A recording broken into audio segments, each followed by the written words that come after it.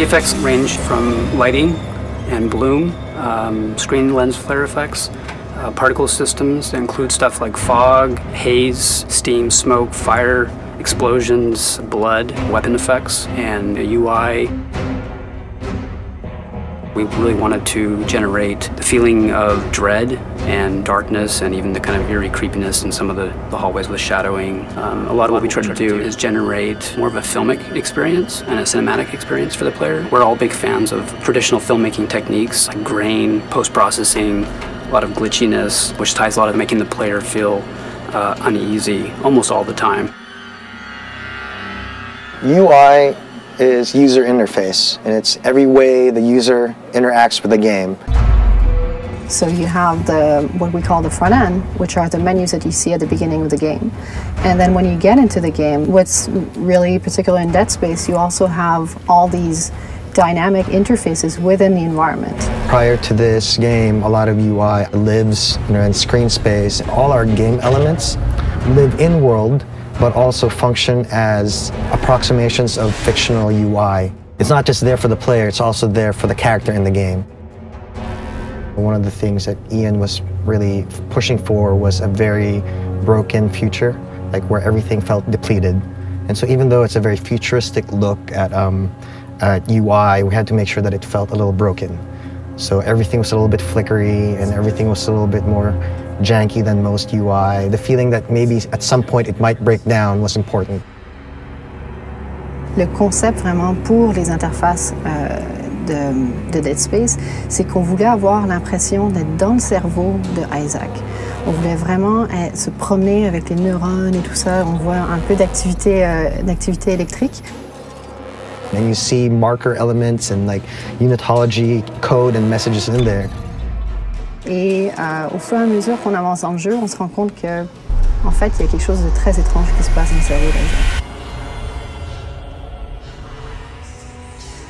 For Dementia, there are various moments in the game. A lot of it plays into the mind of Isaac and his memory of Nicole, and his guilt and the scarring that he had and his experience through the Ishimura on Dead Space 1. Dead Space 1 and Extraction had some moments of dementia, so we wanted to really bring that up a notch and basically create something new, but also very immersive and something that kind of has a real strong emotional and even psychological factor in the game. So for the process of creating Dementia, we first start out with doing a lot of concept art and study of ideas based on experience. Starting out with concepts, we're able to experiment and try new ideas, doing prototypes and mock-ups to help build out variation, so it's not the same effect all the time.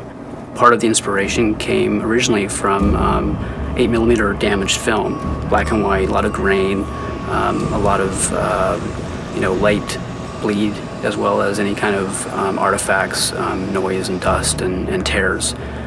So we set out a lot of ideas into the UI initially from that, and that helped actually drive some of the uneasiness that we wanted the player to have throughout the whole game. What really pushed us into the direction that we went was basically combining a lot of elements that we liked, building out layers of high-quality bloom, blur, depth of field, camera shake, as well as like a particle glitch and basically texture on the screen, which really helped build out the look and feel of Dementia. A few of the fun things we've updated for this game coming from Dead Space 1, the locator system's a lot cooler. It used to be that when you press the locator button, you'd see this line run through the floor. It used to always feel like it was just jaggy, but it never used to curve around corners. It now leads you to different things. Like it used to just take you to your objective. You can also go to the store or the nearest bench. It's pretty cool. There was definitely an attempt to go for a very sophisticated look in Dead Space 2. Compared to the other games that we worked on, this was definitely a little bit more out of the box. I think this is a true attempt at being a leader at something. We're making something that no one's ever seen before, and I'm really proud of it. I think I can say that. Yeah, I'm really proud of what we came up with.